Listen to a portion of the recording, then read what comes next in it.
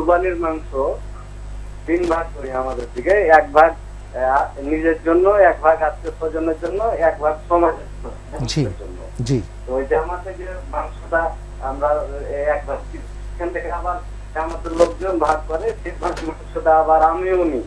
হ্যাঁ, এটা ইসলামী শরিয়ত মতো কতটুকু শরিয়ত সম্মত।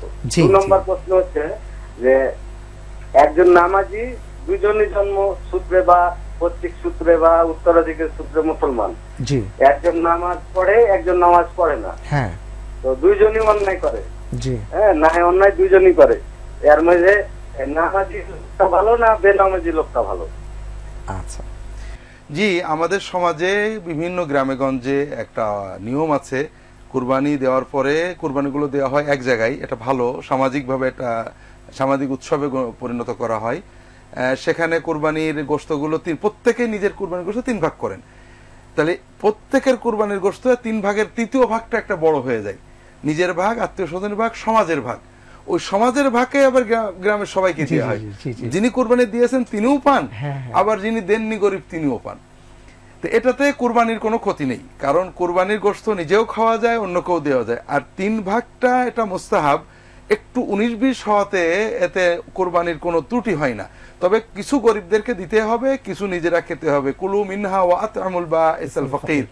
কাজেই আমরা 3য় ভাগটা চেষ্টা করব যারা কুরবানি দেননি তাদেরকে দেওয়ার, এটা করলে সবচেয়ে ভালো হয়। তবে যদি কুরবানি যারা দিয়েছেন তারাও যদি এর থেকে নেন, একজনের গোশত আরেকজন নেন, বা এটাতে কুরবানির কোনো ক্ষতি হবে না, এটা সম্প্রীতির ব্যাপার। তবে আমরা চেষ্টা করব যে আমরা একে অপরকে দেব 2য় ভাগ থেকে, আর 3য় ভাগ যেটা সমাজের জন্য, জামাতের জন্য করব, এটা চেষ্টা করব যারা কুরবানি দেননি তাদেরকে দেওয়ার।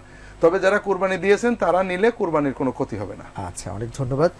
আর আমাদের ভাই আরো একটি প্রশ্ন করেছেন যে আমাদের দেশে তো আমরা দেখি যে মুসলমান অনেকে জন্মসূত্রে নামসূত্রে মুসলমান, তো অনেকে সালাত আদায় করেন আবার করেন না। তো দুজনের মধ্যে আমরা তো উভয় সবাই দেখা যাচ্ছে পাপ করছি, তো উত্তম কে?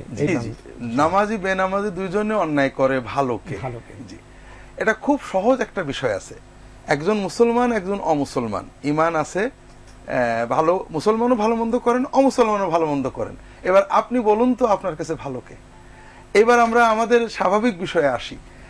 একজন আমার দলের, আমরা রাজনৈতিক বিভিন্ন দল করি, আমার একজন দলের আরেকজন অন্য দলের, আমার দলের লোকটা ভালো মন্দ মিলিয়ে, অন্য দলের লোকটা ভালো মন্দ মিলিয়ে, কিন্তু লোকটা আমার দলের, সবসময় আমার দলের ইসে থাকে, আপনি কাকে ভালো বলবেন? আসলে মুসলমানের মূল পরিচয় ঈমান এবং সালাত। কাজে আমার যদি ঈমান থাকে, আমি মুমিন হই, আর সালাতের মূল্যায়ন আমার ভিতরে না থাকে, তাহলে আমি মুমিন না। কাজে নিঃসন্দেহে নামাজি এবং বেনামাজি দুইজনও অন্যায় করেন, কিন্তু নামাজি লোকটা একটা মহা অন্যায় থেকে মুক্ত আছেন, তিনি নামাজ না পড়ার মহা অন্যায়, মানুষ খুন করা, অপরাধ করা, যত পাপ আছে, মদ খাওয়া, ব্যভিচার করা, যত পাপ আছে, ভয়ঙ্কর তো মহা পাপ হলো নামাজ ত্যাগ করা। কাজেই নামাজি এবং বেনামাজি 2 পাপীর ভিতরে নিঃসন্দেহে নামাজি লোকটা ভালো, এই জন্য সে একটা মহাপাপ অন্তত ত্যাগ করেছে। দ্বিতীয়ত, আমার ইমানের দাবি হলো যে আমি বলবো যে নামাজি, সে ভালো মন্দ যাই হোক, যেহেতু সে মুসলমান, নামাজ হলো ইমানের একমাত্র প্রকাশ, নামাজ বাদ দিলে ইমানের কোনো প্রকাশ থাকে না।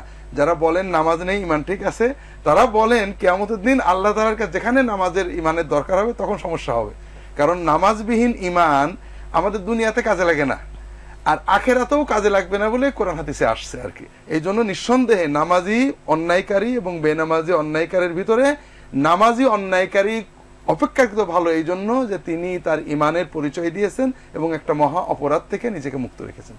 ধন্যবাদ মোহতারাম, ধন্যবাদ জানাচ্ছি ভাইয়া আপনাকে প্রশ্ন করার জন্য।